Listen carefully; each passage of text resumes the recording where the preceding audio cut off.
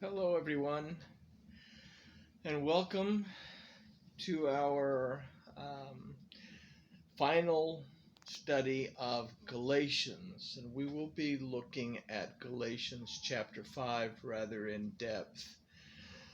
So let's begin with Galatians chapter 5, verse 1. It says, "In the freedom with which Messiah has made us free, stand firm. Then, and do not again be held with a yoke of slavery." Yahushua came to redeem us from slavery. Okay, we talked a little bit last time about the aspects of the blood to restore the covenant, and then the 30 shekels of silver as a payment to redeem or to buy back the slaves. Okay.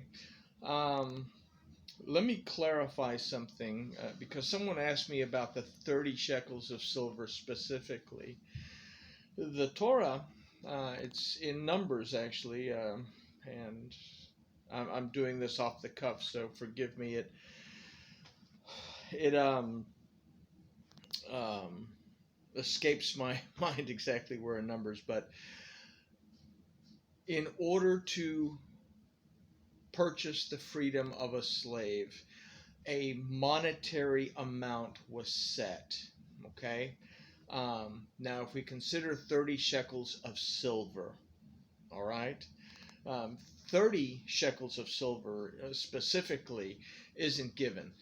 It was an amount of silver decided upon by the slave owner. So you wanted to redeem yourself from slavery, you had to come up with X amount of money to pay the person who owned you, or the person who owned someone that you were trying to redeem from slavery. But the 30 shekels of silver, we have to understand redemption from slavery.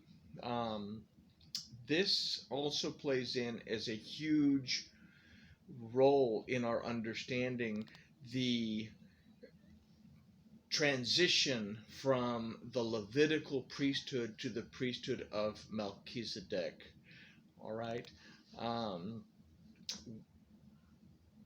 We were enslaved, so to speak, to the Levitical priesthood, did not have the freedom that we would have under the priesthood of Melchizedek. So the 30 shekels of silver, we have to consider 30 as the letter Lamed.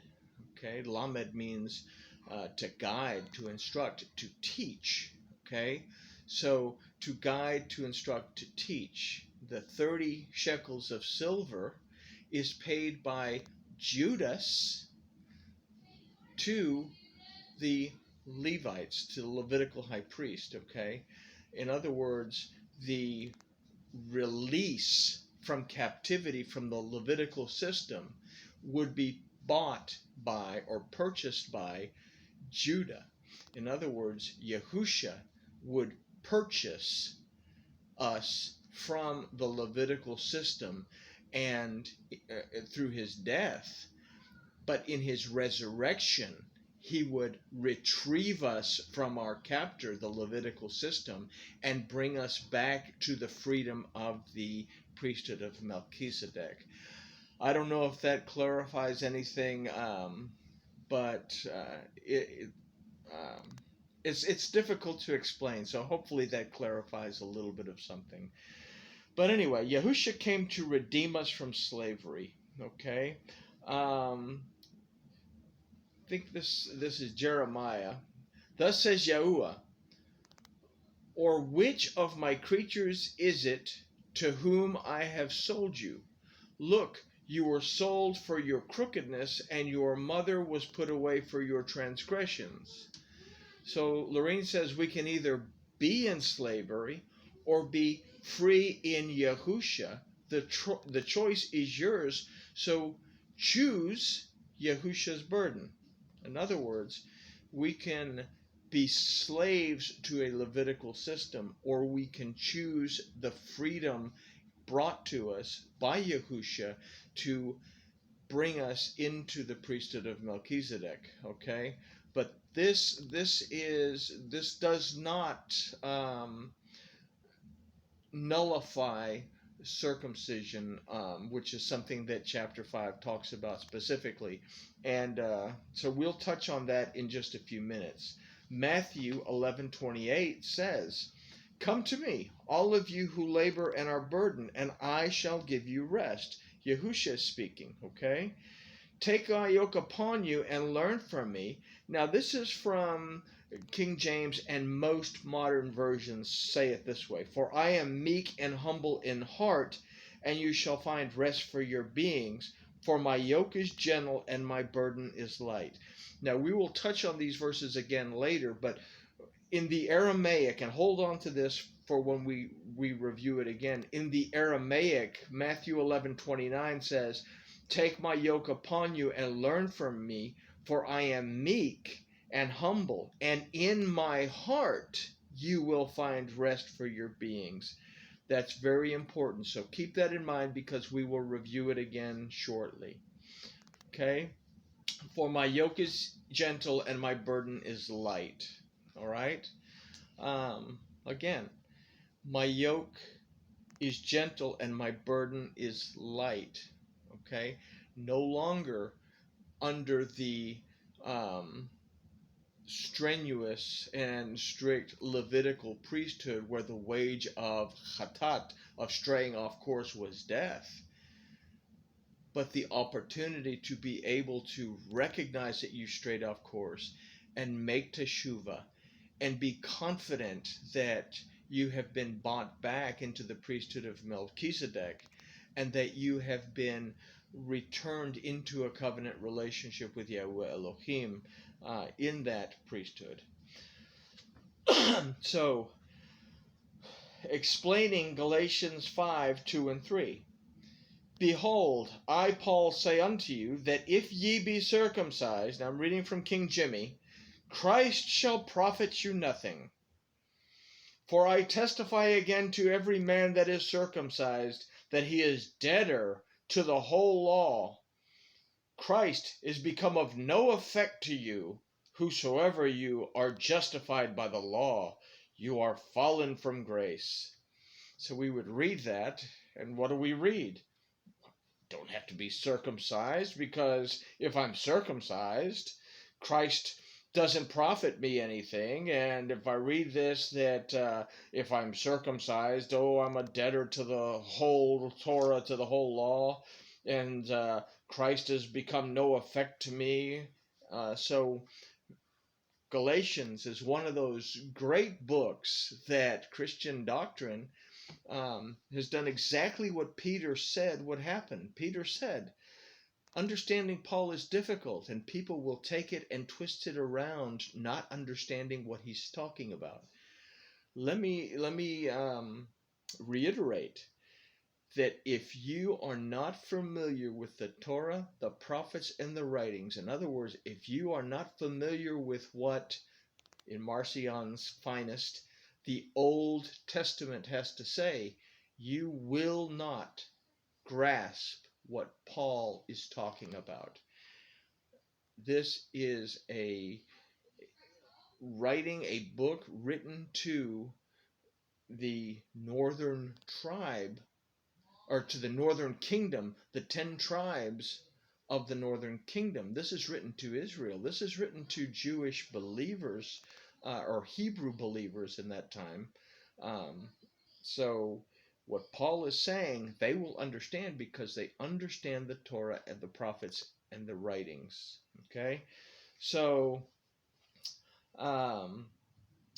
Lorene has to say, if you read this without knowing what was written in the previous section, you might think that if you are circumcised, you have no part in the world to come. But Yahushua came to fulfill 2 things in the Torah. Okay? And Matthew 5:17, he says, "Think not that I have come to destroy the law or the prophets. I have not come to destroy, but to fulfill." So what 2 things? What 2 things? To restore the covenant the wife of Elohim has broken. We have to understand Hosea. The northern kingdom of the house of Israel was the wife. The adulterous wife, she committed idolatry. Because of that, Yahuwah tells the northern kingdom, I divorce you. You are no longer my wife. I am no longer your husband. Okay? So, to restore the covenant, the wife of Elohim has broken. The wife, again, refers to the 10 tribes from the northern kingdom, also called the house of Israel. And when we read in Brit Hadashah, or in Marcion's Finest, the New Testament, when he talks about the lost sheep of the house of Israel, he's talking about the northern kingdom. Okay? Number 2, to restore the whole of Israel, all 12 tribes. And we find something really fascinating within one of the events that take place in the Gospels, where Yahusha has just finished talking to, I think, 3,000, 5,000, I get them all confused. But anyway, he says to his disciples, guys, we can't send them away hungry. And they're all freaking out, wigging out, and stressing out and saying, we don't have enough money to feed all these people. And Peter, in his infinite wisdom, brings a young man that just happens to have 5 loaves of bread and 2 fishes. And they feed everyone, and everyone eats till they're satisfied. Then the apostles go out amongst them and collect the scraps, and they fill 12 baskets.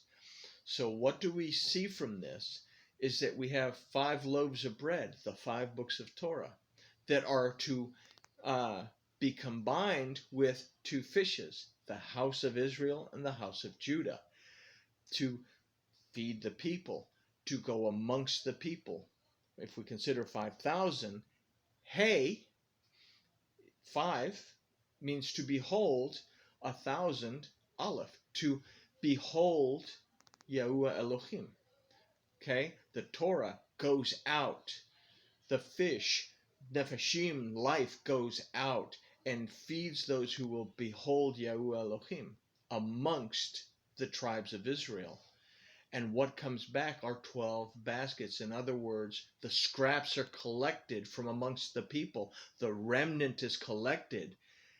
And there are now 12 tribes reunited. Okay? So Yahusha came to redeem the whole, all 12 tribes. Isaiah 50, verse 1 says, Thus says Yahuwah, where is the certificate of your mother's divorce, whom I have put away? Or which of my creditors is it to whom I have sold you? Look, you were sold for your crookedness, and your mother was put away for your transgression. Okay, this refers to both the house of Israel and to the house of Judah to an extent. So clearly 2 things are mentioned in the passage. First, the divorce of the northern kingdom. They broke the marriage covenant. And second, Israel was sold to creditors. They went into slavery. Assyria, Babylon. They were still in debt to the Levitical priesthood. Okay, redemption was needed for all 12 tribes to be restored back to the whole. Okay, Luke 1:68. Blessed be Yahuwah Elohim of Israel, for he did look upon and worked redemption for his people. 169, Luke 1:69, and has raised up a horn of deliverance for us in the house of his servant David. Psalm 111:9, with pay, presence. He sent redemption to his people. The presence of Elohim was found among his people. Okay? Zadi, he has commanded his covenant forever. In other righteousness, Zadi, is found within his covenant, and his covenant is forever. Kof, set apart, and awesome is his name. Kof, the root letter of the word Kodesh, that means to be set apart to a specific purpose. Okay, so we're not going to deal really with redemption now, only that the covenant was broken. Okay, let's focus on that. If Yahusha came to restore the covenant, those that were already in covenant with him, in other words, the southern kingdom of the house of Judah, did not need to come back into covenant with Elohim. They were still his bride. So let's read this passage again, Galatians 5:2. If you receive circumcision, Christ will profit you nothing. In other words, thus, if you are already in covenant with him, you are circumcised, the house of Judah. Yahusha did not come to change anything, no profit for you. In other words, even though you strayed off course, you did not go full-blown into idolatry like the house of Israel and rejected Yahuwah. You came back to Yahuwah Elohim, and you strived to maintain that covenant, and you strived as best you could to maintain that covenant according to Torah. So, no, if you are still in covenant, then Yahusha didn't come for you. You are still in a covenant relationship with Yahuwah Elohim. Okay? Galatians 5:3. And I witness again to every man being circumcised that he is a debtor to the entire Torah. So to be in a marriage covenant means exactly that. You said yes to obey the Torah, to Shema, to perceive, discern, understand, obey, and apply that the authority of Elohim rules. Okay? And again, nothing changes to the one who is already in a covenant relationship with him. We also have to consider that the Torah is the ketubah. In other words, it's the marriage contract between Yahuwah Elohim and Israel as a whole, the 12 tribes. The northern kingdom of the house of Israel violated the ketubah, and thus they received the get of divorce. I am no longer your husband, you are no longer my wife, I divorce you. Okay? So Yahusha had to do something to redeem them and bring them back. Okay? So Christ has become of no effect unto you. Whosoever of you are justified by the law, you are fallen from grace. Ooh, you're so terrible because you've fallen from grace because you keep the law. So Lorene says, I explained in the previous writing that grace, favor, was given to the divorced wife of Elohim so that she would have a method to return to her husband. No need for the southern kingdom to receive that grace. They were still married. They were still in a covenant relationship. The house of Judah was still in a covenant relationship. They did not require what Yahusha came to do for the divorced wife, who was the house of Israel. Okay? Yahusha said at Mark 2:17, and hearing this, Yahusha said to them, those who are strong have no need of a physician, but those who are sick. I did not come to call the righteous to repentance, but the sinners. Okay? By sinners, we have to consider the word chatat, that means those who have strayed away. The southern kingdom strayed from both the Torah and from the covenant relationship with Yahuwah their Elohim. And if we understand that, they strayed away from their husband. Okay? Luke 5:31 says, Yahusha answering them said, those who are well do not need a physician, but those who are sick. I have not come to call the righteous, but again, to call the sinners to repentance.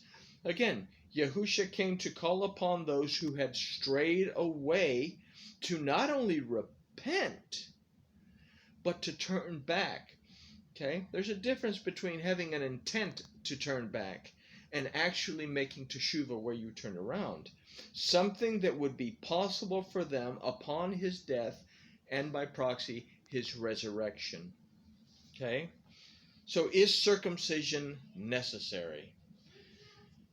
Genesis 17:9. And Elohim said to Abraham, "As for you, guard my covenant, you and your seed after you, throughout their generations. This is my covenant, that you guard between me and you and your seed after you. Every male child among you is to be circumcised, and you shall circumcise the flesh of your foreskin, and it shall become a sign of the covenant between me and you. He who is born in your house, and he who is bought with your silver," see there, bought with your silver, "he who is circumcised, so shall my covenant be in your flesh for an everlasting covenant." Not a covenant that ends at the end of some dispensation, an everlasting covenant. "And an uncircumcised male child who is not circumcised in the flesh of his foreskin, his life shall be cut off from his people. He has broken my covenant." So let's be clear here. The word for guard is shamar. This word means to keep, to treasure, to preserve, and to observe. Circumcision was and is something that must be preserved and observed, but it is important that we also keep in mind that it is something to be treasured. The ultimate act of entering into the relationship, once you have fully made up your mind, ends with circumcision as you enter into the covenant. Something that Paul was having a problem explaining to the Pharisees who had converted and were believers in Yahushua. And we'll talk about that in a minute. Lorene says this: "This is an everlasting sign of the covenant. If you break it, you will be cut off from the people. Covenants cannot be broken. There are severe consequences for breaking a covenant. If this is the sign of the covenant, why does Paul not want the northern kingdom to partake?" It's not that he doesn't want them to partake. I'm going to say this and keep this in mind. They have to be ready to partake. They have to be in the right mindset, the right spiritual frame in order to enter fully into that relationship. So let's move on. Hebrews 6:4. "For it is impossible for those who were once enlightened and have tasted the heavenly gift and have become partakers of the set-apart Spirit and have tasted the good word of Elohim and the powers of the age to come, and fall away, to renew them again to repentance, having impaled for themselves the Son of Elohim again and put him to open shame." What is Paul saying? Lorene says, if you are starting off, this goes with what we just talked about, if you are starting off as a new believer, you need to be educated in the word of Elohim and learn to serve him the way he wants to be served before you can undergo circumcision. If you do not follow through, Yahushua cannot die again to restore the covenant you have broken. It is a very serious thing. You can't mess this up. You have to start learning. "No uncircumcised will enter into the promised land, the world to come." Now we have a precedence for this at Joshua. And Moses has died, they're fixing the crossover. And here we go, Joshua 5:2. "At that time Yahuwah said to Joshua, make knives of flint for yourselves and circumcise the sons of Israel again the second time." So Joshua made knives of flint for himself and circumcised the sons of Israel at the hill of foreskins. I imagine after that many guys were circumcised, there would be a hill of foreskins. And this is why Joshua circumcised them. All the people who came out of Egypt, who were males, all the men of battle, had died in the wilderness on the way, after they had come out of Egypt. Joshua 5:5, for all the people who came out had been circumcised, but all the people who were born in the wilderness on the way as they came out of Egypt had not been circumcised. For the children of Israel walked 40 years in the wilderness, till all the nation, the men of battle who came out of Egypt, had died, were consumed, because they did not obey the voice of Yahuwah, to whom Yahuwah swore not to show them the land which Yahuwah had sworn to their fathers that he would give us, a land flowing with milk and honey. And Joshua circumcised their sons, whom he raised up in their place, for they were uncircumcised because they had not been circumcised on the way. Okay, you get that. The old generation that came out of Egypt were circumcised. They died off. The new generation, and this is important to understand, the new generation that would cross over the Jordan had not yet been circumcised. The 40 years in which the old generation died off was was replaced by the new generation was a period of transition, and it was a period of learning to live according to the instruction of Yahuwah Elohim, and thus enter fully into a covenant relationship via physical circumcision.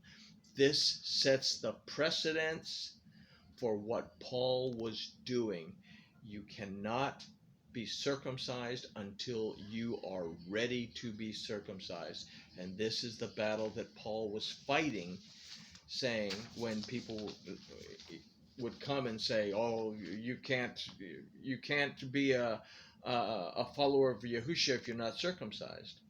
Paul was saying nonsense. They have to learn. They have to rededicate themselves to Torah, to Yahuwah Elohim, and then they can walk fully in the covenant. Lorene says, please note that the circumcision of the heart comes first.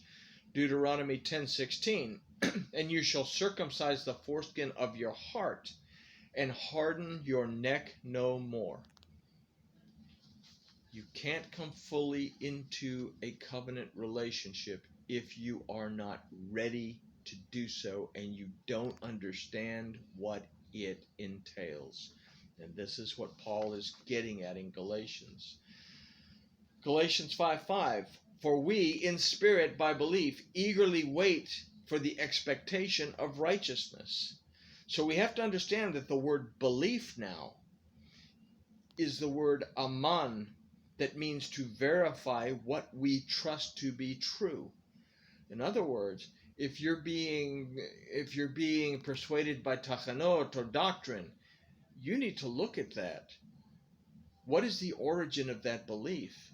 And if it doesn't line up with the Torah, we must discard it. Okay?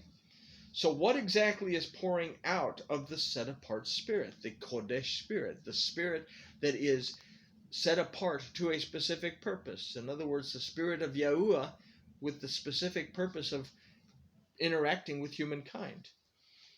John 14:15, if you love me, you shall guard, shamar, my commands. You shall preserve, treasure, and observe my commandments. And I shall ask the Father, and he shall give you another helper to stay with you forever. John 14:17, the Spirit of truth, whom the world is unable to receive because it does not see him or know him, but you know him, for he stays with you and he shall be in you. How do we recognize the Spirit of truth? We must have the word of Elohim within us. We must have his commandments, his statutes, his ordinances, his right rulings, so that we understand what is truth, so that we can understand what it is to aman, to believe,